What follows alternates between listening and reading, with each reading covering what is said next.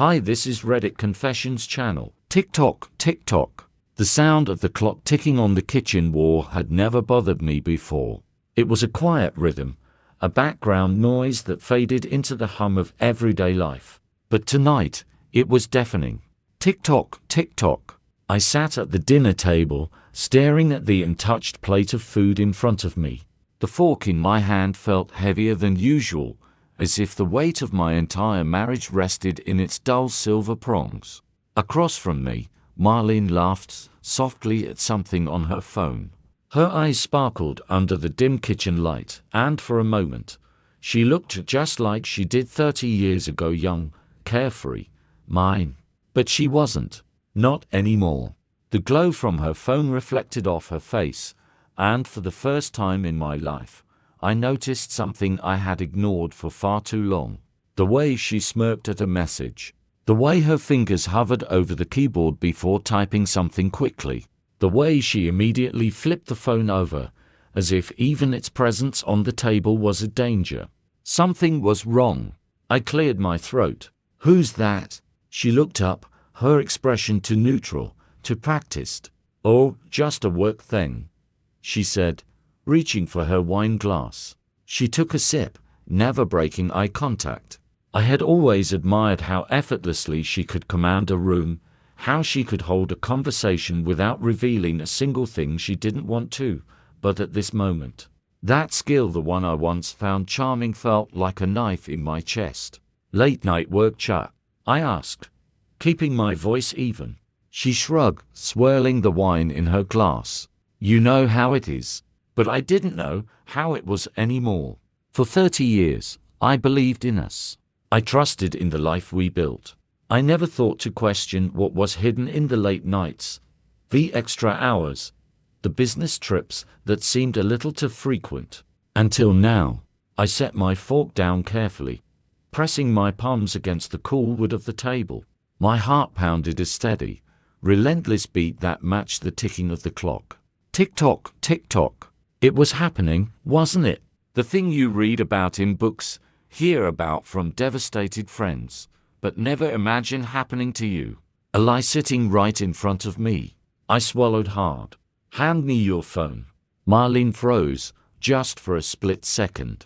A tiny pause, so small, so insignificant, that an outsider wouldn't have noticed it, but I did. 30 years teaches you a lot about a person. She let out a breathy laugh. "Don't be ridiculous, Elliot." Ridiculous. That one word did more damage than she could ever imagine, because in it, I heard everything: the dismissal, the condescension, the subtle mockery that told me I was a fool for even asking. But I wasn't a fool. Not anymore. The truth was right there, just out of reach. I didn't have to see the messages to know. I already knew. Marlene took another sip of wine, her fingers tapping gently against the glass, waiting, testing me. I took a slow breath and pushed my chair back. The wooden legs scraped against the floor. She arched an eyebrow. "Where are you going?" I grabbed my coat from the back of the chair. "To think," I said, and as I walked toward the door, the sound of the clock ticking followed me out. Tick-tock. 30 years together. 30 seconds to end it. The night air hit me like a slap the moment I stepped outside. It was cooler than I expected, the kind of cold that seeps under your skin, settling into your bones. I barely noticed. My thoughts were too loud, a chaotic storm of memories and questions swirling in my mind. How long? How many times? Was it someone I knew? The weight of 30 years of marriage pressed down on me as I stood in the driveway, staring at the darkened street. I felt like a fool. I felt played. But more than anything, I felt empty. I pulled my phone from my pocket, my fingers hovering over the screen. Should I call someone? A friend? My brother? But what would I say? "Hey, I think my wife of 30 years has been lying to me." The word sounded ridiculous, even in my head. Instead, I unlocked my phone and did the one thing I never thought I'd have to do. I opened her social media. Marlene was careful. She always had been. There were no suspicious posts, No cryptic messages, no hidden confessions. Just the usual. The vacation photos, the anniversary posts, the smiling pictures of us at dinner parties. A perfectly curated life. A life I thought was real. But I knew better now. I scrolled mindlessly, looking for anything that could tell me what I already knew in my gut. That's when I saw it. A comment, buried beneath dozens of others, under a photo from one of her business trips. Looks like a great time. Wish I could have joined. It was from a name I didn't recognize, Daniel Westcott. The kind of name that sounded vaguely familiar, but I couldn't place where from. The comment wasn't anything special, just a simple, friendly remark. But the moment I saw it, something clicked in my brain. I tapped on his profile. No pictures of a wife or family. No signs of a long-term relationship. Just a man, maybe in his early 50s, with a carefully polished online presence. A man who traveled often. A man who had liked nearly every single one of Marlene's pictures going back years. I exhaled sharply, my grip on the phone tightening. Was this him? Was this the guy? I didn't realize how much time had passed until I heard the front door creak open behind me. I didn't turn around, but I could feel Marlene standing there, watching me. "You're being dramatic," she said finally, her voice clipped. I let out a breathless laugh, shaking my head. "That's what you have to say." She sighed, stepping closer. "Elliot, come inside. Let's talk." I turned to face her, studying the woman I had loved for most of my life. The woman who had stood beside me through every milestone, every hardship. The woman who was now standing in our doorway, looking at me not with guilt, not with regret, but with annoyance. I had spent 30 years believing I knew her, but in this moment, she felt like a stranger. I shoved my phone back into my pocket. "Are you going to lie to my face?" Her eyes flickered just for a second, and there it was again. That hesitation. That tiny pause before she composed herself, before she smoothed over her expression, like she had done 1,000 times before. "I don't know what you're talking about," she said evenly. That was the moment something inside me snapped. I wasn't a fool, and I wasn't going to let her treat me like one. I took a step forward, lowering my voice. "Daniel Westcott," I said, watching her face carefully. She didn't react right away, but I saw it. The way her shoulders tensed. The way her breath caught just slightly. "Who?" she asked, feigning confusion. I pulled out my phone again, scrolling to the photo with his comment and holding it up to her face. "This guy," I said, my voice calmer than I felt. "The one who seems to really enjoy your business trip photos. The one who's been liking your pictures for years." Marlene's jaw tightened, and I saw the moment she decided on her next move. "You're being paranoid," she said. The gaslighting, the dismissal, the way she looked at me like I was the one ruining the night. I let out a slow breath, clenching my jaw. "Give me your phone." She crossed her arms. No hesitation this time. No laughter. No playful deflection. Just outright refusal. I nodded, stepping back. That's all I needed to know. Without another word, I walked past her, through the door, and back inside. Marlene followed after me, her tone shifting from dismissive to frustrated. "Elliot, stop it. You're acting crazy." But I wasn't listening anymore. I went straight to our bedroom, my mind racing. I wasn't going to yell. I wasn't going to beg for answers. I wasn't going to let her turn this around on me. No, I was going to end this. Because in 30 seconds, everything had changed. And now, I was done. I stood in our bedroom, my hands gripping the edges of the dresser, staring at my own reflection in the mirror.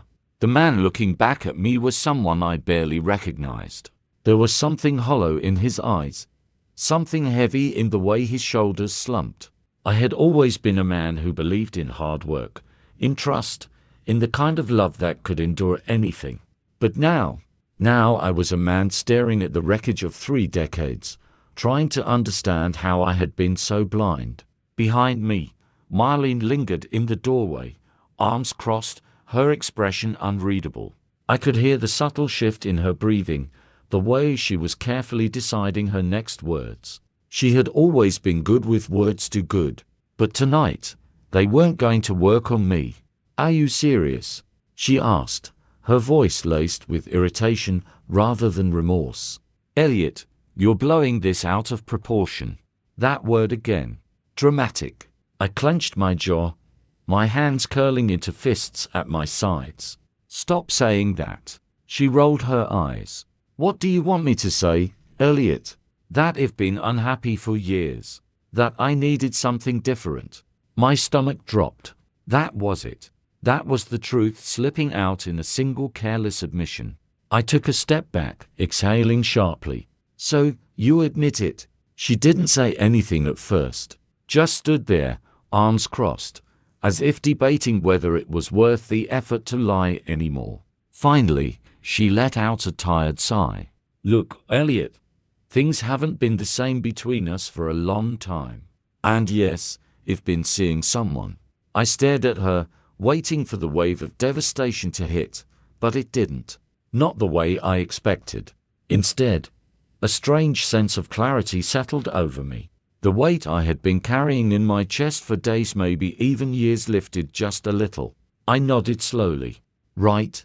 And instead of talking to me, instead of working through it, you decided to sneak around behind my back." She let out a bitter laugh. "Like you would have listened. We've been stuck in the same routine for years, Elliot. You never noticed how distant we'd become. I needed something more." There it was. The same selfish justification I had heard from other men who had been in my position. The same tired excuse that people use when they don't have the courage to fix what's broken. I felt a cold sense of calm settle over me. This was it. The moment I finally saw her for who she truly was, not the woman I had married, not the partner I had once trusted with everything, just a person who made a choice. A choice that had nothing to do with me and everything to do with her own weaknesses. I turned toward the closet, grabbing a duffel bag from the top shelf. Marlene frowned. "What are you doing?" I started packing clothes, shoes, the essentials, moving with purpose, without hesitation. For the first time in a long time, I felt completely in control of my own life. Marlene took a step forward. "Elliot, come on, let's talk about this." I didn't look at her. "There's nothing left to talk about," I said. For the first time that night, I heard something new in her voice. Panic. "You're really just going to leave?" she asked, her voice a little higher, a little less sure. I zipped up the bag, slung it over my shoulder, and finally met her gaze. "Yeah," I said simply, "I am." And as I walked out of that bedroom, out of the house I had worked so hard to build, I felt something I hadn't felt in years. Freedom. 30 years together. 30 seconds to end it. The house was behind me, but my thoughts weren't. As I drove aimlessly through the night, gripping the steering wheel so tightly my knuckles turned white, I kept replaying it all, every word, every glance, every lie. The way she looked at me, not with guilt, not with remorse, but with frustration, like I was an inconvenience. I wanted to be angry. I wanted to scream, to punch the dashboard, to let out the years of bottled-up frustration. But all I felt was numb. The glow of the dashboard clock read 11:42 p.m., almost midnight, and I had nowhere to go. I could call someone, sure. My brother. Maybe an old friend. But what would I say? "Hey, mind if I crash at your place?" My wife of 30 years just admitted she's been seeing someone else. The words felt foreign and real, so I just kept driving. Past familiar streets. Past the gas station where I used to grab coffee before work. Past the park where Marlene and I had taken our kids when they were little. Every turn brought another memory, another reminder that my life had been built around a woman who had quietly checked out of our marriage long before I ever noticed. I pulled into an empty parking lot outside an old diner. The neon open 24-hour sign buzzed faintly in the quiet. The place was mostly deserted, save for a trucker sipping coffee at the counter and a waitress wiping down tables. I sat in my car for a moment, staring at my reflection in the rearview mirror. I looked different. Or maybe I was just seeing myself clearly for the first time in years.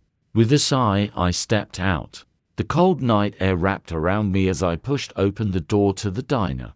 A bell jingled overhead. The waitress, a woman in her late 50s with tired eyes and a name tag that read Ritter, glanced up from her rack. "Take any seat you want, hun," she said, offering a polite but distant smile.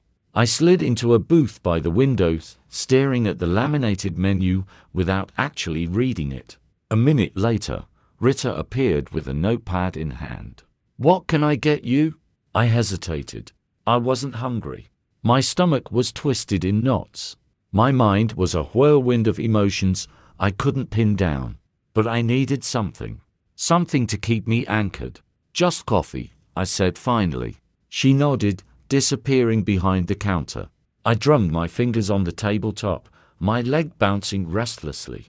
It was too quiet in here, too still. My thoughts had room to breathe, and I didn't want them to. A few minutes later, a steaming cup of coffee slid in front of me. Ritter lingered, eyeing me with the kind of knowing look only people who had seen too much life could give you. "You look like hell," she said bluntly. I huffed a short laugh. "That obvious?" She shrugged, leaning on the counter. "I've worked the night shift for 20 years. I can tell when a man's carrying something heavy." I stared into my coffee, the dark liquid swirling as I absent-mindedly stirred it. "Yeah," I muttered. "It's been a long night." She didn't push, didn't ask for details, just nodded like she understood, then walked off to tend to the trucker at the counter. I took a slow sip of coffee, the bitter warmth settling uneasily in my stomach. I had no plan, no roadmap for what came next. I had spent 3 decades being someone's husband, someone's provider, someone's everything. Now, I was sitting alone in a diner at midnight, wondering what the hell I was supposed to do with the rest of my life. A vibration in my pocket snapped me out of my thoughts. My phone. I pulled it out, my heart lurching when I saw the name on the screen, Marlene. For a moment, I just stared at it, watching as the call rang. My thumb hovered over the decline button. What could she possibly have to say now? Apologies, excuses, maybe even more gaslighting. Some desperate attempt to make this all seem like a misunderstanding. I let the call ring out. A second later, a text popped up.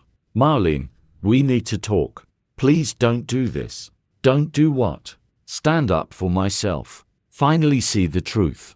I locked my phone and set it face down on the table, exhaling slowly. Ritter returned, topping off my coffee without a word. She glanced at my phone, then back at me. "She the reason you look like a man who just lost a fight with a freight train." I chuckled dryly. "Something like that." She slid a sugar packet across the table. "You want my advice?" I raised an eyebrow. "Do I?" She smirked. "Probably not, but I'll give it anyway." She crossed her arms, leaning against the counter. "Whatever it is she did, whatever she's trying to fix now, it ain't about you. It's about her. You can waste years trying to figure out why people do what they do, but at the end of the day, some folks just ain't who you thought they were." I let her words settle, rolling them over in my mind. Maybe she was right. Maybe I would never understand why Marlene had done this. But did I really need to understand? Or did I just need to let go? I took another sip of coffee, staring out the diner window at the empty road ahead. Maybe, for the first time in a long time, I was finally ready to see where it led. The coffee had gone cold, but I was still sitting there, staring at the worn surface of the diner table like it held all the answers I needed. My mind was running in circles, replaying the last few hours like a broken record. Marlene's voice still echoed in my head. "You're being dramatic. You're blowing this out of proportion. I didn't mean for it to happen. I exhaled sharply, rubbing my temples. The worst part wasn't even the betrayal itself. It was the way she had said it. The way she looked at me with more